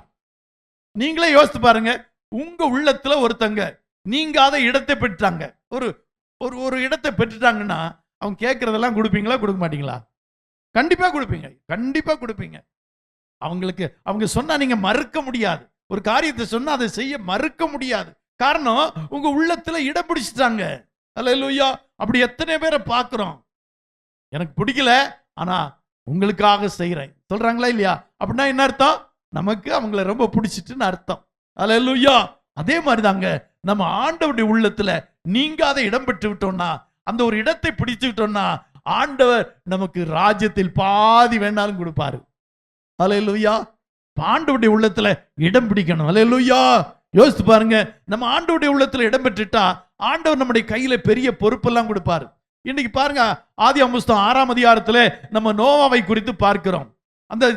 அந்த காலத்துல வாழ்ந்த ஜனங்கள் எல்லாம் தேவன் பயமற்றவர்களாக தங்களுடைய வாழ்க்கையில பொல்லாத காரியங்களை செய்து ஆண்டவருக்கே பொறுக்காதபடி வாழ்ந்தார்கள். நம்ம சொல்ல இது ஆண்டவருக்கே பொறுக்காதுன்னு. அதே மாதிரிதான் நோவாவின் காலத்திலே ஜனங்கள் ஆண்டவருக்கே பொறுக்காதபடி வாழ்ந்தார்கள். ஆண்டவர் அந்த உலகம் முழுவதையும் அழிக்க ஒரு திட்டம் போட்டார். ஹல்லேலூயா. ஆனா ஆண்டவருடைய உள்ளத்துல ஒரு மனுஷன் இடம் பிடித்து விட்டான். அவன் யாரு? நோவா. ஹல்லேலூயா, ஹல்லேலூயா. எல்லா ஜனங்கள் அக்கிரமக்காரர்கள், அவள் மத்தியிலே ஒரே ஒருவன் ஆண்டவருக்கு பிரியமாய் வாழ்ந்தான். அவன் ஆண்டவருடைய உள்ளத்துல இடம் பிடித்து விட்டான். இவனை நம்ம அழிக்க கூடாது, இவனையும் இவனுடைய குடும்பத்தையும் காப்பாற்றணும்னு ஆண்டவர் ஒரு பெரிய பேழையை கட்டும் பொறுப்பை அவனுக்கு கொடுத்தார். ஹல்லேலூயா. அப்படின்னா என்ன? நோவா நான் சொல்லுகிறபடி பேழையை கட்டுவான், செய்வான், அவன் என்னுடைய வார்த்தை விசுவாசிப்பான், நான் சொல்லுகிறபடி எல்லாம் செய்வான் என்று ஆண்டவர் அந்த நோவா மேல ஒரு பெரிய விசுவாசத்தை வைத்தார். ஹல்லேலூயா. அப்படி வைத்ததுனாலே என்ன நடந்தது யோசித்து பாருங்களேன். பெரிய பொறுப்பை கொடுத்தார், அவனுடைய குடும்பம் முழுவதையும் காப்பாற்றினார். ஹல்லேலூயா. ஆண்டவர் இப்படி யோசித்து பாருங்க, இந்த உலகத்தை அழிக்கணும்னு ஆண்டவருடைய உள்ளத்துல ஒரு திட்டம் ஆகி போச்சு. எதனால அழிக்கணும்? வெள்ளத்தினால அழிக்கணும்னு ஆண்டவர் திட்டம் போட்டாச்சு. இப்ப இதுக்கு தேடிட்டு இருக்காரு. இதுல தேடும் போது யார் யாரெல்லாம் எனக்கு பயந்தவர்கள், யார் யாரை காப்பாற்றணும் அப்படின்னு ஆண்டவர் யோசித்து பார்க்கிறாரு. அப்போ யார் மட்டும் மனசுல வர்றா? நோவா மட்டும் மனசுல வர்றா. அப்ப யோசித்து பாருங்களேன், நோவாவை அழிக்க கூடாது, நோவாவை அவனுடைய குடும்பத்தையும் காப்பாற்றணும் அப்படிங்கிற எண்ணம் ஆண்டவருக்கு ஏன் வந்தது தெரியுமா? அத்தனை ஜனங்களும் பாவம் செய்து அக்கிரமம் செய்து வாழும்போது நோவா கர்த்தருடைய உள்ளத்தில் ஒரு இடத்தை பெற்று விட்டார். ஹல்லேலூயா. அதனால ஆண்டவர் முடிவு பண்ணார் என்ன? நோவாவையும் அவனுடைய குடும்பத்தை என்ன செய்யக்கூடாது? அழிக்க கூடாது. ஹல்லேலூயா. அருமையான தேவனுடைய பிள்ளைகளே, நம்முடைய வாழ்க்கையில ஒன்றை நம்ம புரிந்து கொள்ளணும். நம்ம உலகத்திலே வாழும்போது மனிதனுடைய உள்ளத்திலே ஒரு இடத்தை பிடித்து விட்டால் அவன் நமக்காக என்ன வேண்டுமானாலும் செய்கிறான். அவன் நமக்கு ராஜ்யத்தில் பாதி மட்டும் கேட்டாலும் கொடுக்கிறான். அந்த அளவுக்கு இருக்கிறான். அப்படியானா இந்த ராஜாவையும் படைத்த ராஜாதி ராஜாவுடைய உள்ளத்திலே நம்ம ஒரு இடத்தை பிடித்து விட்டார், அவர் நமக்கு என்னவெல்லாம் கொடுப்பாரு? அவர் நமக்கு என்ன கேட்டாலும் கொடுப்பார், என்ன வேணாலும் செய்வார். மண்டாட்டு என்ன, நீ கேட்கறது என்ன, நீ விரும்புகிறது என்ன? அப்படித்தானே ராஜா கேட்டாரு. ராஜாதி ராஜாவும் அப்படிதான் கேட்கிறாரு. உன் மண்டாட்டு என்ன, நீ வேண்டிக் கொள்வது என்ன? நீ ராஜ்யத்தில் பாதி மட்டும் கேட்டாலும் கொடுக்கிறேன். ஏனெண்டா நீ என்னுடைய இருதயத்தை கேட்டவன், என்னுடைய இருதயத்தில் இடம் பிடித்து விட்டாய். அல்லேலூயா, அல்லேலூயா. நீங்க உலகத்துல மனிதனுடைய உள்ளத்தை பிடிக்கிறீங்களோ இல்லையோ, ஆண்டவருடைய உள்ளத்தை பிடிக்கணும். ஆண்டவருடைய இருதயத்துக்கு ஏற்ற பிள்ளைகளாய் மாறணும். தாவீது அப்படித்தான் ஆண்டவர் இருதயத்துக்கு ஏற்ற ஒரு மனுஷனாய் மாறிட்டான். எப்பொழுது? வாலிபனா இருக்கும்போது, ஆடுகளை மேய்த்துக் கொண்டிருக்கும் போது ஆண்டவருடைய உள்ளத்திலே ஒரு இடத்தை பெற்று விட்டான். அதனாலே அவனுடைய வாழ்க்கையில் எவ்வளவு பெரிய உயர்வு! ஆடுகளை மேய்த்துக் கொண்டிருந்த தாவீதை ராஜாவாக உயர்த்தினார். நினைச்சு பார்க்க முடியுமா? ஆடுகளை மேய்க்கிறவனை ராஜாவாக உயர்த்துகிறதை யோசித்து கூட பார்க்க முடியுமா? முடியாது. சிறியவனை புழுதியிலிருந்து எடுத்து உயர்த்துகிறது தேவன். அல்லேலூயா. தாவீதை அவ்விதமாக உயர்த்தினார். அல்லேலூயா, அல்லேலூயா, அல்லேலூயா. யோபு கர்த்தருடைய உள்ளத்திலே ஒரு இடத்தை பெற்றிருந்தான். ஏன் தெரியுமா? சாத்தான் வந்து கேட்கிறான், யோபு, நீர் அவனை ஆசீர்வதித்திருக்கிறீர், நீர் அவனை சுற்றிலும் வேலி அடித்து பாதுகாத்திருக்கிறீர், அதனால்தான் ஆண்டவரை ஆராதிக்கிறான், அதனால்தான் சர்ச்சுக்கு போறான், அதனால்தான் ஆண்டவர் ஆண்டவர் இருக்கிறான். அதனால நீர் அவருடைய பாதுகாப்பை எடுத்து விடும், அவன் உம்மை தூஷிப்பான்னு சொன்னான். ஆனா ஆண்டவருக்கு நல்ல நம்பிக்கை இருந்துச்சு. இந்த யோபு, அல்லேலூயா, என்ன சொன்னாலும் என்ன நடந்தாலும் அவன் என்னை தூஷிக்க மாட்டான். அல்லேலூயா. நம்ம பத்தி ஆண்டவருக்கு அப்படி ஒரு நம்பிக்கை இருக்குதா? யோசித்து பாருங்க. நம்ம பத்தி ஆண்டவருக்கு அப்படி ஒரு நம்பிக்கை இருக்குதா? என்ன நடந்தாலும் அவன் என்னுடைய பிள்ளையா இருப்பான். வாழ்க்கையில எவ்வளவு துன்பங்கள் துயரங்கள் வந்தாலும், எவ்வளவு கஷ்டங்கள் வந்தாலும் அவன் என்ன செய்வான்? என்னை ஆராதிப்பான். அவன் ஆலயத்துக்கு போறது தவற விட மாட்டான், ஜெபிக்கிறது தவற மாட்டான், வேதம் வாசிக்கிறது தவற மாட்டான். அவன் எனக்காக வாழ்வான். ஆண்டவருக்கு உங்க மேல நம்பிக்கை இருக்குதா? ஒருத்தர் இப்படி ஒரு நாள் நான் செய்தி கொடுத்த ஞாபகம் இருக்கிறது. நீங்க கர்த்தரை நம்புறீங்க, கர்த்தர் உங்களை நம்புறாரா? கேட்டு பாருங்க. ஆண்டவரே என்ன நம்புறீங்களா? நான் உண்மை நம்புறேன் ஆண்டவரே, நீங்க என்ன நம்புறீங்களா? ஆண்டவருக்கு நம்பிக்கை உண்டாகிற அளவிற்கு நம்முடைய வாழ்க்கை இருக்கிறதா? யோசித்து பாருங்களேன். நம்ம மேலே ஆண்டவருக்கு நம்பிக்கை வருகிறதா? அந்த அளவுக்கு நம்முடைய வாழ்க்கை இருக்கிறதா? அந்த ஆண்டவர் நம்மை நம்புகிற அளவுக்கு நம்ம நடந்திருக்கிறோமா? ஏன் பாஸ்டர், எங்க அப்பா அம்மாவுக்கே நம்பிக்கை இல்லை என் மேல, என் மனைவிக்கே நம்பிக்கை இல்லை, நான் எங்க கடவுளுக்கு நம்பிக்கையா இருக்க போறேன்? இல்ல. நீங்க வாழ்க்கையில ஆண்டவருக்கு நம்பிக்கையாய் வாழ்ந்து பாருங்க. ஆண்டவருடைய உள்ளத்துல இந்த தாவீதை போல ஒரு இடத்தை பிடிச்சிருங்க. ஆண்டவர் உங்களை உயர்த்தி கொண்டே போவார், உங்களை மேன்மையாக்கி கொண்டே போவார். அல்லேலூயா, அல்லேலூயா. ஆபிரகாம் கர்த்தருடைய உள்ளத்துல ஒரு இடத்தை பெற்றிருந்தான். அதனாலதான் சொல்லப்பட்டிருக்கிறது, கர்த்தருக்கு சிநேகிதனாயிருந்தான். என்னவாயிருந்தானா? ஆபிரகாம் கர்த்தருக்கு சிநேகிதனாயிருந்தான் என்று சொல்லப்பட்டிருக்கிறது. அல்லேலூயா. அதனால இன்றைக்கு நம்ம ஒரு காரியத்தை முடிவு செய்வோம். நான் ஆண்டவருடைய உள்ளத்துல ஒரு தாக்கத்தை ஏற்படுத்தி ஆண்டவருடைய உள்ளத்துல ஒரு இடத்தை பிடிச்சிருவேன். அல்லேலூயா. அவர் எப்போது என்னை நினைத்திருக்கிறபடி, இப்போ நம்ம எப்போது ஆண்டவரை நினைத்துக்கிற மாதிரி இருக்கிறோம். ஆண்டவர் எப்போது நம்ம நினைச்சிட்டு இருந்தா எப்படி இருக்கும்? யோசித்து பாருங்க. அப்படி ஆண்டவருடைய உள்ளத்துல நம்ம ஒரு இடத்தை பிடிச்சிட்டோம்னு வைப்போம், நம்ம காரியங்கள் எல்லாம் ஜெயமாயிரும். சொல்லுமா? ஆண்டவர் என்மேல் நினைவாயிருக்கிறார், அப்படிதான் சொல்லப்பட்டிருக்கு. என்மேல் நினைவாயிருக்கிறார். அல்லேலூயா. சொல்லுங்க பார்க்கலாம். ஆண்டவர் என்மேல் நினைவாகவே இருக்கிறார். எங்க வருது? பாதி பேருக்கு தான் வருது. ஆண்டவர் என்மேல் நினைவாயிருக்கிறார். நம்ம ஆண்டவர் மேல அப்பப்ப நினைக்கிறோம். காலையில ஒரு ஜெபம் பண்ணும்போது, நைட்ல ஒரு ஜெபம் பண்ணும்போது, ஞாயிற்றுக்கிழமை ஆராதனைக்கு வரும்போது ஆண்டவர் மேல நினைவாயிருக்கிறோம். ஆனா நினைவாகவே இருக்கிறோமா? கல்யாணம் பண்ண புதுசுல கணவனுக்கு மனைவி மேல நினைவாகவே இருக்கும். மனைவிக்கு கணவன் மேலே நினைவா இருக்கணும். அது கொஞ்ச நாள் தான், அப்புறம் நினைவெல்லாம் போயிடும். அல்லேலூயா. ஆனா கர்த்தர் என் பேரில் நினைவாகவே இருக்கிறார் அப்படின்னா நம்ம காரியம் எவ்வளவு ஜெயமா நடக்கும் யோசித்து பாருங்க. ஆண்டவருடைய உள்ளத்துல ஆண்டவர் என்ன நேசிக்கிறார், ஆண்டவர் என்ன விரும்புகிற அளவிற்கு ஆண்டவர் மேலே நோக்கமா இருக்கிறார். இந்த கர்த்தருடைய இருதயத்துக்கு ஏற்றவனா இருக்கிறேன் என்று நம்மளால சொல்ல முடியுமா? யோசித்து பாருங்க. அல்லேலூயா. அந்த என்னை ஆட்கொண்டவர் அப்படின்னு பவுல் சொன்னார் பாருங்க. கடைசி அதை சொல்லி முடிக்கலாம். அங்கே சொல்லப்பட்டிருக்குது, என்னை ஆட்கொண்டவரும் நான் ஆராதிக்கிறவரும் அப்படின்னு சொல்றார். என்னை ஆட்கொண்டவர் அப்படின்னா அர்த்தம் என்ன தெரியுமா? ஒருவர் மற்றொருவரை தன் வசப்படுத்திக் கொள்ளுதல். தன் வசப்படுத்திக் கொள்ளுதல் அப்படின்னா என்ன அர்த்தம்? நம்ம வசப்படுத்துறது. அப்படின்னா பவுல் சொல்றாரு, ஆண்டவர் என்னை வசப்படுத்திட்டாரு. நம்ம எல்லாம் வசியம் பண்ணிட்டாங்க. சொல்லுங்க பாத்தீங்களா? வசியம் பண்ணிட்டாங்கன்னா என்ன? வசியம் பண்ணி ரெண்டு பிள்ளைகள் விரும்பிட்டாங்க, ஒரு பையனும் பிள்ளையும் விரும்பிட்டாங்க.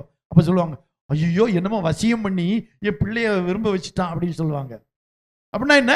ஆட்கொண்டு விட்டது, ஆட்கொள்ளுகிறது. ஆண்டவர் என்னை ஆட்கொண்டு விட்டார் சொல்றாரு. அதனாலதான் பவுல் சொல்றாரு, கிறிஸ்துவுக்காக நான் சாகவும் ஆயத்தமா இருக்கிறேன். அல்லேலூயா, அல்லேலூயா. நிர்வாணமோ பசியோ எதுவும் கர்த்தருடைய அன்பை விட்டு என்னை பிரிக்க மாட்டாது என்று நிச்சயித்திருக்கிறேன். ஏன் தெரியுமா?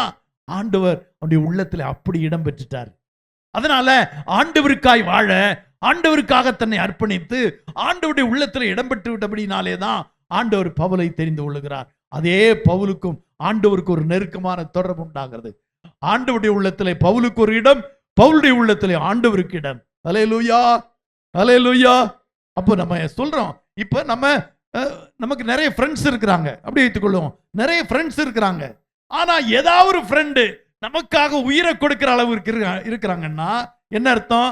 அவங்க உள்ளத்துல நம்ம இடம் பிடிச்சிட்டோம்னு அர்த்தம். அல்லேலூயா, அல்லேலூயா. இல்ல பார்க்கும்போது பேசுறோம்னா அது ஒரு ஃபார்மாலிட்டிக்காக நண்பர் அவ்வளவுதான். ஆனா நமக்காக ஜீவனை கொடுக்கிற அளவிற்கு அவங்க உள்ளத்துல ஒரு தாக்கத்தை ஏற்படுத்தினா அதுதாங்க என்னை ஆட்கொண்டவர். அல்லேலூயா. இந்த ஆட்கொண்டவருக்கு ஒரு விளக்கம் என்ன சொல்லியிருக்காங்க தெரியுமா? பிசாசு பிடிக்கிறது. பிசாசு ஒருத்தனை பிடிச்சிட்டு வைப்போம், அந்த பிசாசு சொல்றதை இல்லாம என்ன செய்வான். ஏன்னா அந்த பிசாசு அவளை அல்ல அந்த மனுஷனை ஆட்கொண்டு விட்டது. இப்ப பிசாசு சொல்றதை எல்லாம் செய்யறான். அதே மாதிரி ஆண்டவர் நம்மை ஆட்கொண்டு விட்டார்னா ஆண்டவர் என்னவெல்லாம் சொல்றாரோ அதையெல்லாம் நம்ம செய்வோம். நம்ம ஆண்டவரை ஆட்கொண்டு விட்டோம்னா நாம என்னவெல்லாம் சொல்றோமோ அதை ஆண்டவர் செய்வார். அல்லேலூயா, அல்லேலூயா. நீங்க மோசேயுடைய சரித்திரத்தை வாசித்து பார்க்கும்போது அங்கே சொல்லப்பட்டிருக்கிறது, மோசே கர்த்தர் சொன்னபடி செய்தான். ஆனா கடைசியில பார்த்து சொன்னா அங்கே சொல்லப்பட்டிருக்கு, கர்த்தர் மோசே சொன்னபடி செய்தார்னு. யாரு? கர்த்தர் மோசே சொன்னபடி. அப்ப ஆரம்ப காலத்துல நீங்க கர்த்தர் சொன்னபடி எல்லாம் செஞ்சீங்கன்னா பிற்காலத்துல நீங்க சொல்றபடி எல்லாம் ஆண்டவர் செய்வார். அல்லேலூயா, அல்லேலூயா. அதுதான் அந்த சம்பவம், நமக்கு மோசே குறித்த சம்பவம் அது நமக்கு நல்லா சொல்லி இருக்கிறது. வாஸ்து நிறைய இடங்களிலே சொல்லப்பட்டிருக்கு, மோசே கர்த்தர் சொன்னபடி செய்தார் சொல்லிட்டே வர்றாங்க. கடைசி 3 அதிகாரங்களுக்கு வரும்போது அங்கே சொல்லப்பட்டிருக்கிறது, கர்த்தர் மோசேயின் சொற்படி செய்தாராம். அல்லேலூயா. நீங்க கொஞ்ச நாள் ஆண்டவர் சொல்றபடி எல்லாம் செஞ்சு பாருங்க, அப்புறம் ஆண்டவர் நீங்க சொல்றபடி செய்வார். அல்லேலூயா. ஆனா நம்ம என்ன சொல்றோம் தெரியுமா? முதல்ல நான் சொல்றபடி ஆண்டவர் செய்யட்டும், முதல்ல நான் சொல்றபடி ஆண்டவர் செய்யட்டும், அப்புறம் நான் அவர் சொல்றபடி நான் செய்யறேன். நடக்கவே நடக்காது ராஜா. அல்லேலூயா. அது நடக்கவே நடக்காது. அந்த ஆசை வேண்டவே வேண்டாம். முதல்ல நீங்க ஆண்டவர் சொன்னபடி செய்யுங்க, அப்புறம் நீங்க சொன்னபடி ஆண்டவர் செய்வார். அல்லேலூயா, அல்லேலூயா. அதனாலதான் பவுல் சொல்றார், கிறிஸ்துவின் அன்பை விட்டு என்னை பிரிப்பவன் யார்? அல்லேலூயா. பசியோ வியாதியோ நிர்வாணமோ எதுவும் கிறிஸ்துவின் அன்பை விட்டு என்னை பிரிக்க மாட்டாது என்று நிச்சயித்திருக்கிறேன் என்றால் அவர் என்னை ஆட்கொண்டிருக்கிறார். அல்லேலூயா, அல்லேலூயா. அவர் சொல்றாரு ஒரு இடத்துல 1 கொரிந்தியர் 4:10 சொல்றாரு, நாங்க கிறிஸ்து நிமித்தம் பைத்தியக்காரன், கிறிஸ்துவுக்கு பைத்தியக்காரன். அல்லேலூயா. கிறிஸ்துவுக்காக பைத்தியக்காரன் சொல்றாரு. ஏன்னா ஆண்டவர் என்ன சொல்றாரோ அதையெல்லாம் செஞ்சா பைத்தியக்காரன் தான் சொல்லுவாங்க. ஆண்டவர் சொன்னபடியெல்லாம் நம்ம நடக்கிறோம்னு வைப்போம், நம்ம பார்த்து மற்றவங்க என்ன சொல்லுவாங்க? பைத்தியக்காரன் தான் சொல்லுவாங்க. அல்லேலூயா. அதுக்கு காரணம் என்ன தெரியுமா? ஆண்டவருக்கு முழு உள்ளத்தையும் கொடுக்கிறது, ஆண்டவருடைய உள்ளத்தில் இடம் பெற்று விடுவது, ஆண்டவர் முழுமையுமாக நம்மை ஆட்கொள்ளுகிறது. இப்படி இருந்தோம்னா நம்முடைய வாழ்க்கையில தோல்வி இல்லை. அல்லேலூயா.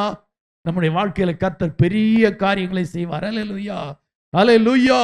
எவ்வளவு நெருக்கம் வரட்டும், பவுல் சொல்றார், எப்பக்கமும் நெருக்கப்படுகிறேன், எப்பக்கத்திலேயே நாங்க நெருக்கப்படுகிறேன், ஆனாலும் கிறிஸ்துவின் அன்பை விட்டு என்னை பிரிக்க மாட்டாது என்று நிச்சயித்திருக்கிறேன். காரணம் என்ன தெரியுமா? பவுலுடைய உள்ளத்திலே ஆண்டவர் ஒரு இடம் பிடித்து விட்டார். அல்லேலூயா. பவுல் தேவனுடைய உள்ளத்திலே, இயேசுவினுடைய உள்ளத்திலே ஒரு இடத்தை பெற்று விட்டார். ஆகவே அவர் இவருக்காகவும் இவர் அவருக்காகவும் எல்லாவற்றையும் செய்கிறார்கள். அல்லேலூயா. இந்த பாலிசியை கொஞ்சம் நல்லா புரிஞ்சுக்கோங்க. இந்த பாலிசி என்ன பாலிசின்னா, நீங்க முதல்ல ஆண்டவர் சொல்றபடி எல்லாம் செய்யணும், அப்புறம் ஆண்டவர் நீங்க சொல்றபடி எல்லாம் செய்வார். பிடிச்சிருக்கா அந்த பாலிசி? இந்த பாலிசி பிடிச்சிருக்கா? நீங்க ஓகேவா? நீங்க மறுபடியும் இப்படி எல்லாம் சொல்றீங்க, நான் சொல்றபடி ஆண்டவர் செய்யட்டும், அப்புறம் ஆண்டவர் சொன்னபடி நான் செய்யறேன். நடக்கவே நடக்காது, நடக்கவே நடக்காது. ஆண்டவர் சொல்றபடி செய்யுங்க, கொஞ்ச நாள் போகட்டும், ஆண்டவர் நீங்க என்னவெல்லாம் சொல்றீங்களோ அதெல்லாம் செய்வார். மோசேயுடைய வாழ்க்கையில் அப்படித்தான் நடந்துச்சு. ஆண்டவர் சொன்னாரு, நீ மீதியான் தேசத்துல போய் ஒளிந்திரு. 40 வருஷம் அங்கே ஆடுகளை மேய்த்து கொண்டிருந்தான். ஆண்டவர் சொன்னபடி செய்தான். அதற்கு பிறகு பர்வோண்டத்துல போய் பேசினார், அங்க போய் பேசினான். அப்படியெல்லாம் செய்த பிறகு அந்த மோசே என்னவெல்லாம் சொன்னானோ அதையெல்லாம் ஆண்டவர் செஞ்சார். அல்லேலூயா, அல்லேலூயா. செங்கடலை 2ஆக பிளந்தார். அல்லேலூயா. கன்மலை பிளந்து தண்ணீரை கொடுத்தார். அல்லேலூயா. முதல்ல ஆண்டவர் சொன்னபடி அவன் செய்தான், பின்பு இவன் செய்த போய் சொன்னபடி ஆண்டவர் செய்தார். அல்லேலூயா. நீங்களும் உங்களுடைய வாழ்க்கையில இந்த பாலிசியை கண்டிப்பா பின்பற்றுங்க. நீங்க அவருடைய உள்ளத்திலே ஒரு நீங்காத இடத்தை பெறுங்க.